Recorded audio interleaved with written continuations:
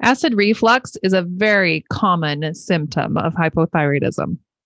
When the body is not converting T4 to T3 well, it slows down a lot of metabolic processes, and one of those is digestion. So it slows down the production of stomach acid. Now, we have been trained by the media and by our doctors to believe that stomach acid is a bad thing, and nothing could be further from the truth. We need stomach acid to digest our food, and we also need it to kill any bacteria that is present in the foods we eat or that we picked up along the way. So if we're eating the 5-second rule stuff that fell on the ground, well, we're going to need a lot of stomach acid to keep us from picking up parasites, bacteria, yeast, molds, all those sneaky little pathogens that can get into the gut. So in normal digestion, we eat our food, we chew it, it goes down into the stomach. There's a little sphincter. You can think of this like a balloon that opens up. The food goes into the stomach. And now the stomach squirts hydrochloric acid or stomach acid onto the food. Now, the thing that boggles my mind is hydrochloric acid is 7 times stronger than battery acid. So if it was on your skin, it would burn right through your skin. Now, the stomach has a protective layer of mucus to protect that from happening. So this super acidic juice is turning in our food. It's breaking apart the bonds in the food so we can digest it. It's also killing all of those bugs. Yay. Now, as the food is becoming that slimy, acidic mess, it is getting broken down smaller and smaller. And then over the next few hours, it will go into the small intestines and it will trigger the release of bile.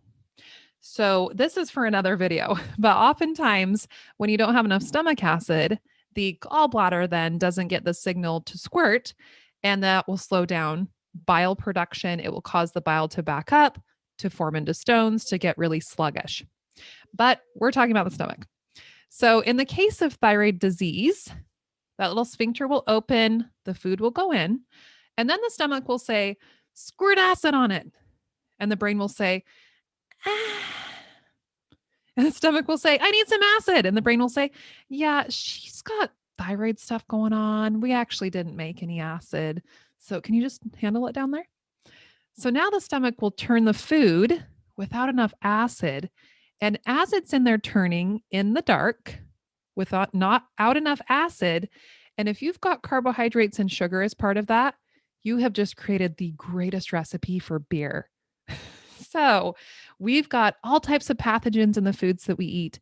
If you've got an overgrowth of yeast in the gut, which many of us do, or if there's different types of bacteria, H. pylori being one of them, what happens is without that acid, the food starts to ferment and it starts to create gases.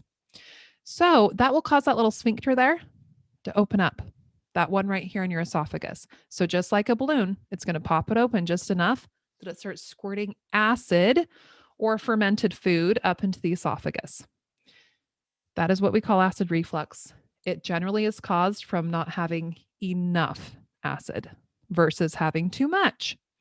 So you go to your doctor and they give you something like a Pepcid or an omeprazole or some type of acid reducing drug. Well, it shuts off the sensation. It will reduce the acid, but it does not do anything to address the underlying issue, which is likely an infection of some sort in the gut.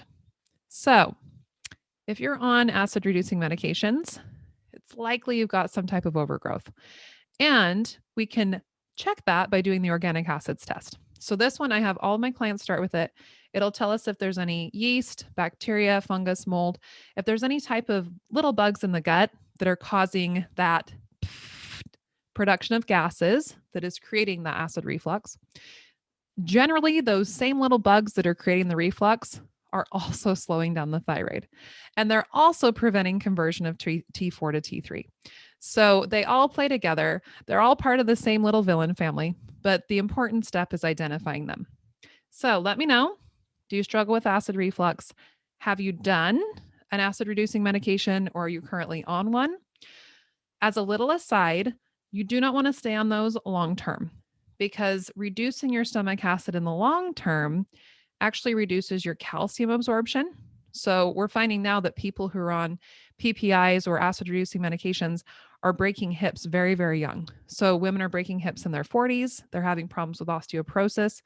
And that's because we need the stomach acid to get the calcium out of the foods, to get and the other nutrients to absorb that. So the government actually said no one should be on acid reducing medication for more than 12 weeks total in their whole life. So that came out, I think that was like I didn't look up the data, but I think it was like 2016 when they said that. So just be aware, acid reducing meds are not intended long-term. They can set you up for bone loss. They can set you up for more infections because remember, stomach acid is supposed to kill the infections. So let me know if that's happening. When we can identify the problem, we can treat it. The stomach acid or the stomach acid reflux will go away in the stomach. And then the thyroid will work as well. So it is a really beautiful, simple approach to let the body digest as it was intended. All right, let me know if you're struggling with that, and I'll talk to you soon.